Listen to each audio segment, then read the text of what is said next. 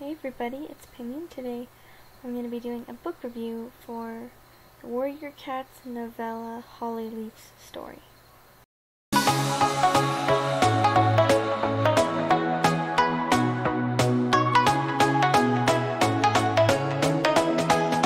Close to the sun.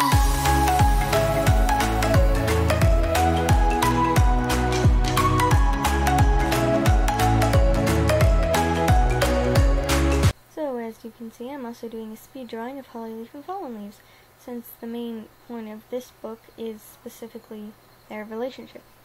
Well, kind of how they met and how he helped her out and stuff. So I really didn't want to do a Warrior Cats book as my first book review, because then I know I'll really want to do more than anything else, and I just wanted to try to break out of my little mold I've got myself in to start with, but I did, and I just read this book and there was a lot I wanted to talk about. So that's why I'm doing this.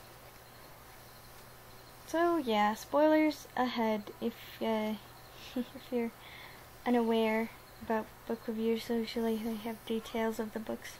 So spoilers ahead anyway. So the first thing in the book that happens is Hollyleaf going through a bunch of flashbacks in her sort of delirium after the rocks fall on her in the tunnels. Like things like yelling at her family and running down in the tunnels in the first place, stuff like that, which would be really fun to animate. It would be cool and crazy. Anyway, and then she gets herself out and finds out that her leg is broken.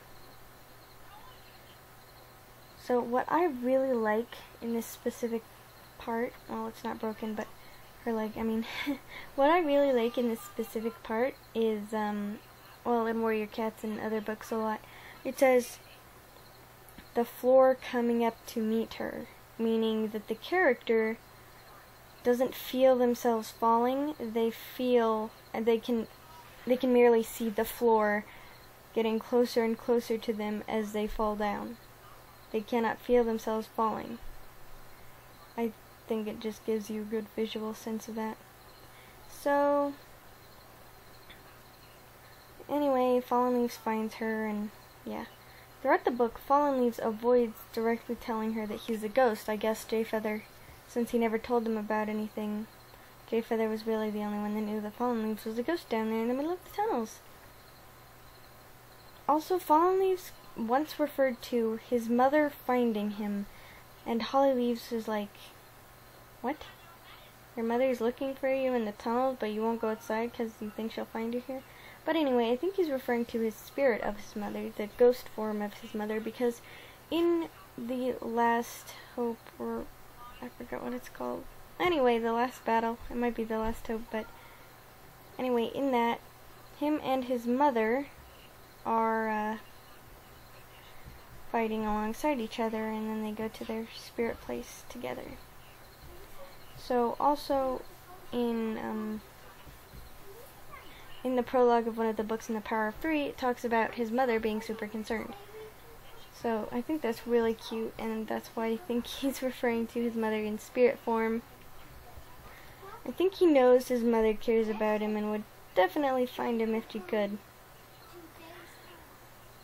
So, yeah, Hollyleaf eventually wants to go outside, after being stuck in the dark tunnel.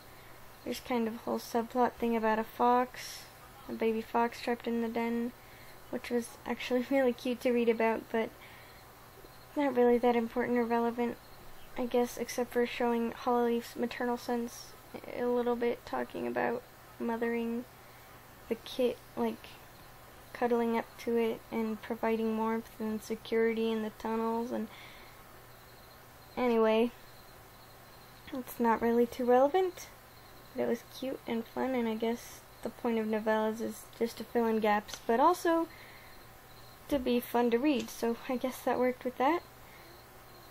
So eventually, yeah, she goes outside, and Fallen Leaf starts getting kind of annoyed and betrayed by her going outside all the time and not spending as much time with him. So after a while, she tries to do spending time with him, they also get in a fight, and she leaves for a little while, but then she gets really lonely, and it gets snowy and cold, and she can't hunt, and it's not fun anymore. Hollyleaf is very much a character that needs a clan and a purpose. The life of a rogue is meaningless to her. She needs somebody to help out and stuff, which is why I think she tried to help her clan so much when, I mean, it wasn't really that big of a deal that the kit got a cough and they were without herbs. I mean, come on, that happens all the time in the clans, and kids barely ever die of coughs. Or even elders for that matter, although it's more common for elders. She gives them fresh kill and herbs a lot. And then eventually she ends up helping the cats out of the tunnels and eventually revealing herself because Fallen Leaves encourages her that this is not where she belongs and she's a clan cat and she'll know when the right time is. Personally, I would have stayed in the tunnels. I wouldn't go back to clan life just to get killed by Hawkfrost for really no reason. Also, it seems nice patrolling in the tunnels all the time, being able to navigate your way, like, completely in the darkness. Also, they basically only eat fish, which would be really cool. So, all in all, I really like this book. This video ended up being a lot longer than I thought it would, considering how short the book is, and it actually really does talk in circles a lot, but I think there's a lot to find out about the characters from this book, and you should really go read it yourself, because it won't take very long, and you might as well. You probably don't have anything better to do. So, yeah. So, this is my official new end card. I hope you like it. It's pretty cute, huh?